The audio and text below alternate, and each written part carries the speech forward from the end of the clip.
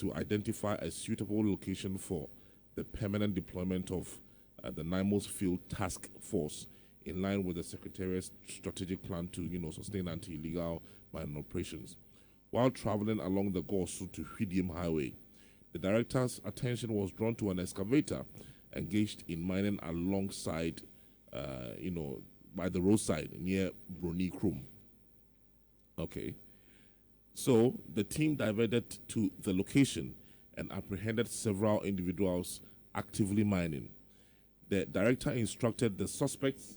So if you are listening to us, you can go on Facebook and look at the videos right now. It's being shown to us. The pictures and videos are on our Facebook page. That's LUV 995.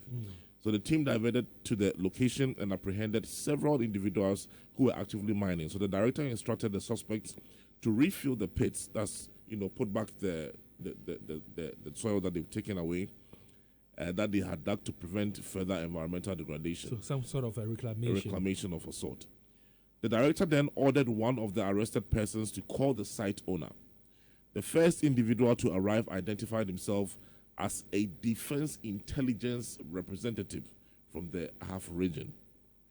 Shortly after, an individual named Alex arrived in a Toyota RAV4, arrogantly claiming ownership of the site. Another man arrived later in a Range Rover and was also arrested.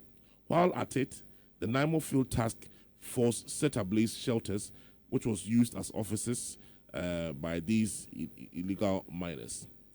A search of the suspects' vehicles led to a shocking discovery.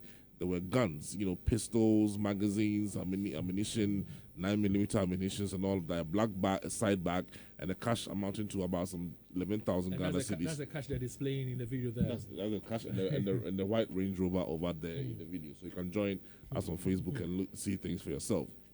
So while arrangements were being made to convey the suspects to the Hwidium police station, the Member of Parliament for Esutifi North, Ebenezer Kwaku Ado, arrived at the scene with several thugs.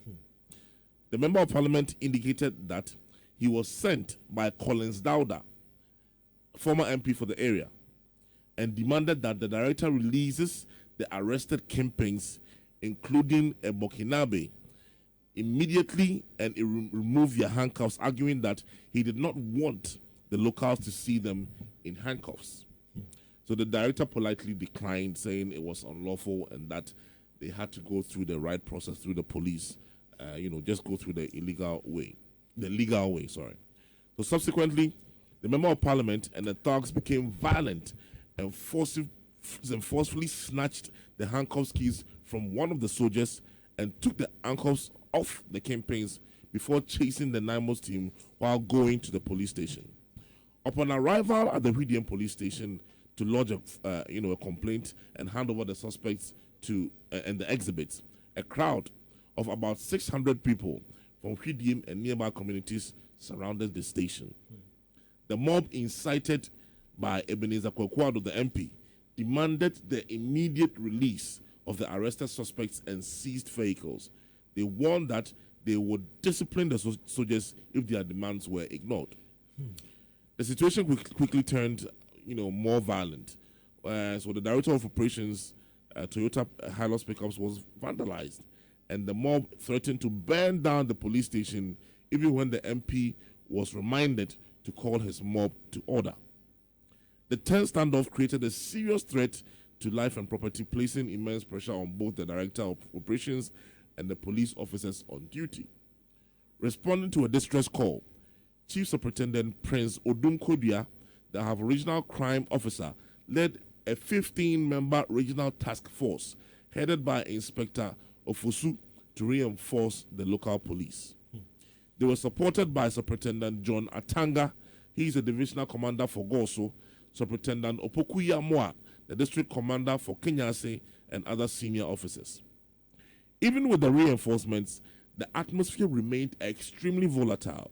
The Zongo chief of Hwidium, Alhaji Mohammed Bashiru Zarichi, stepped in and then appealed to the crowd to remain calm. However, as night approached and power went out, tensions even went further. It was heightened further. Yeah. To prevent bloodshed and protect lives, a joint decision was made by police, the military, and the Zongo chief to release the keys to the seized vehicles and calm the crowd. The Zongo chief then offered his Toyota Sequoia 4x4 to evacuate Colonel Bua, the director of operations, and his officers to safety at the Newmont site in Kenyase under police escort. During the evacuation, the soldiers were physically attacked and the chief's vehicle rear windscreen was shattered. Thankfully, no injuries were recorded. And if you watch the video, you can actually see people, one of them slapping the back of the head of one of the uniformed men. Military men. Yeah, So this all has to do with the fact that NIMOS was trying to do what they've been established to do. First thing is, the President of the Republic of Ghana, John Dramani Mahama, has this news come to your attention? Have you heard the story? Have you seen the videos? If you have, what action are you going to take? Or we're going to allow this one also to slide? Because listen, if we have established a secretariat to do a job, and they go out there and they're doing the job, and then a member of parliament, and again, talking about the member of parliament, are parliamentarians aware of this? Is the speaker aware of this? What action are they themselves as parliamentarians going to take against this individual who himself went to the place and asked to release them from the because that's what the story don't say allege, and release these people from the handcuffs. And then later at the police station, people gather. Now somebody's vehicle has been destroyed. The people said they were going to touch the police station. Why are we allowing these things to fester? For me, it's very unfortunate. It's very annoying. I'm hoping that the president would hear the story and act. His action would tell us whether indeed he's really bent on fighting and winning the fight against Galamsey. The action that he would take against this member of parliament. It's a member of the NDC. Aside from that, parliamentarians led by the Speaker of Parliament, what action would they themselves take against this person? Because if parliamentarians or the Speaker tells us that, Charlie, we need to fight Galamsey, and somebody who is a member of the House is doing this, that person ought to be called to order. That person has to be punished. So those who doubt us when we say politicians are behind, this Galamsey menace, I hope that they look at this and then rethink, or take decisions on their own.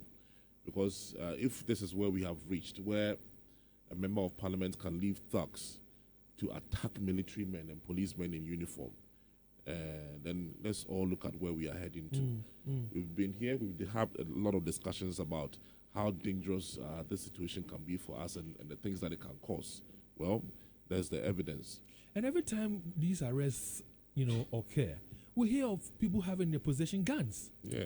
This time around, they're talking about some pistols that they have. Yeah. Stevenson pistol. Yeah.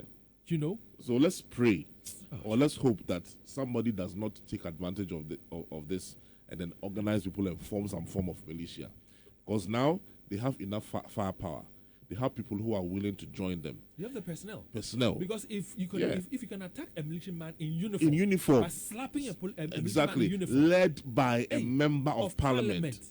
Hey, and College why would you support such a thing? Is it to say that you also support the devastation going on in our environment? Well, like I said, I'm hoping to hear from the president. I'm hoping to hear from the Speaker of Parliament and leadership in Parliament as well. Before he comes your way with the very latest